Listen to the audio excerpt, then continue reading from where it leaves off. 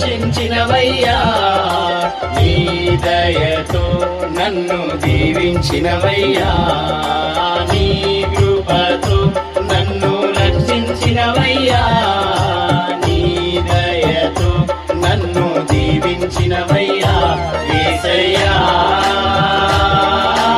యేసయ్యా యేసయ్యా నా యేసయ్యా, ఆరాధించెద నిన్నే నన్ను ఆదుకున్న దేవుడా, స్తుతి చెల్లించెద నీకే నా స్తుతులకు పాత్రుడా.